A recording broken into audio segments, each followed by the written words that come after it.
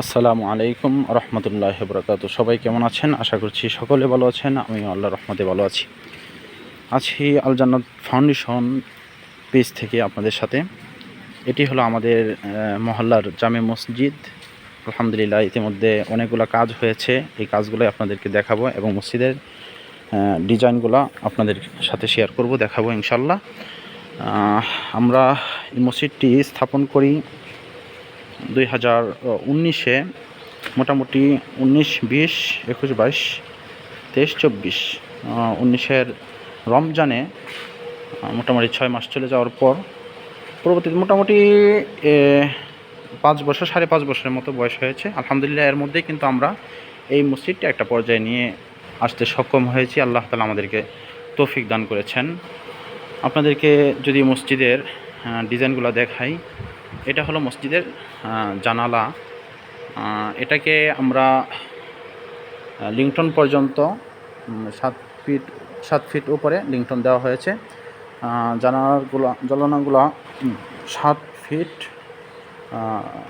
Fur দেওয়া হয়েছে আর কি, প্রস্থ যেটাকে বলে। আর লম্বাটা আমরা 6 ফিটের মতো হবে।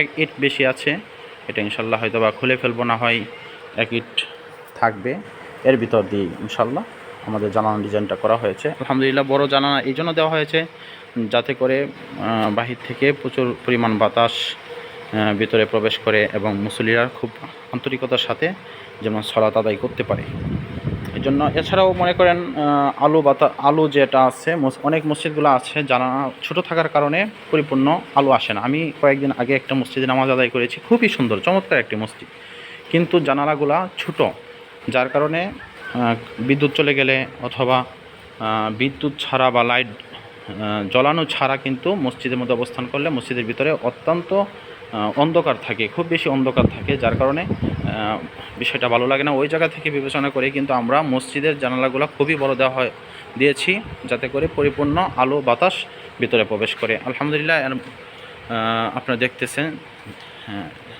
এক পাশে 3টি জানালা বারান্দা সহ।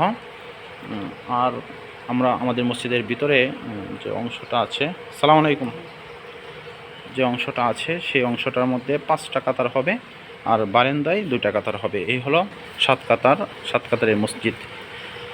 আবার সামনের যে বারান্দা যে 5টা রয়েছে ওইখানে কিন্তু আমরা দুইটা করে জানালা দিয়েছি বড় করে, যাতে করে এদিক থেকে কোনো প্রবলেম আলো বাতাসের না হয়, কোনো প্রকার অন্ধকার যেন মসজিদের ভিতরে না থাকে। এবং সবচাইতে যে বিষয়টা সবচেয়ে বড় সেটা হলো খুব গুরুত্বপূর্ণ, মসজিদের মধ্যে যখন বয়ান করা হয়, যেহেতু মসজিদ আল্লাহর ঘর, এখানে আলোচনা চলবে, এখানে দিনী আলোচনা হবে, বয়ান হবে, অনেক আলেম ওলামারা বয়ান করবেন, ইমাম সাহেব কথা বলবেন, মুসল্লিরা কথাগুলো শ্রবণ করবেন।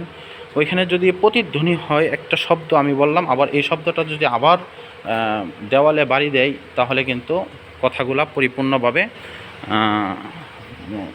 স্পষ্ট বোঝা যায় না। যার কারণে এই প্রবলেমটা হয় যে মসজিদগুলা খুবই নিচা, ছাদগুলো অনেকটা নিচা এবং মসজিদ চতুর্পাশেই যখন আবদ্ধ থাকে সেই ক্ষেত্রে এই আওয়াজগুলো হয়। ইনশাল্লাহ আমাদের এই মসজিদটার মধ্যে ওই আওয়াজের কোনো প্রবলেম হবে না।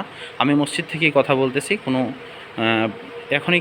এখনও কোনো প্রতিধ্বনি নাই এবং পরবর্তীতেও হবে না আশা করছি, কারণ জানালাগুলো খোলা থাকবে, সামনের পাশেও খোলা। তারপরে আমরা যে কাজটা করব, পশ্চিম পাশেও কিন্তু আলোর জন্য 1 ফিট জায়গার মতো আমরা রাখবো, যাতে করে পশ্চিম পাশ থেকেও আলো আসার ব্যাপারে কোনো প্রকার সমস্যা যেন না হয়।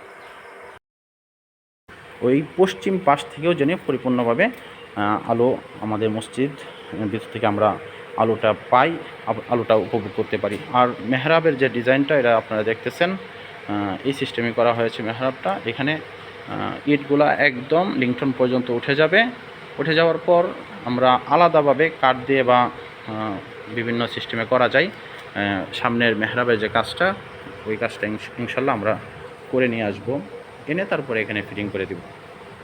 এই হলো আমাদের মসজিদের বর্তমান অবস্থা। সকলে আমাদের মসজিদের জন্য দোয়া করবেন, আমাদের মুসল্লিদের জন্য, আমার জন্য, এবং যারা মসজিদের দুনিয়ার মধ্যে যারা মসজিদে খেদমত করতেছে প্রত্যেকটা খাদেমের জন্য দোয়া করবেন এবং মুসল্লিদের জন্য দোয়া করবেন, যাতে আল্লাহ পাক রব্বুল আলামিন মসজিদের খাদেমদেরকে এবং মসজিদে যারা দান করতেছে, মসজিদে যারা সহযোগিতা করতেছে, আল্লাহ তাআলা প্রত্যেকের দান, সহযোগিতা, সুপরামর্শ যেন আল্লাহ তাআলা কবুল করে নিয়ে জীবন জিন্দিগির গুনাহগুলো যেন আমাদের মাফ করেন। এজন্য সকলের কাছে আশাবাদী, সকলে ইনশাল্লাহ দোয়া করবেন এবং আপনাদের জন্য আমি এবং আমাদের মুসল্লিদের পক্ষ থেকে সবসময় দোয়া, আল্লাহ তাআলা যেন দুনিয়ার প্রত্যেকটা মানুষকে সুখে শান্তিতে বসবাস করার জন্য তৌফিক দান করেন। তো আজ এই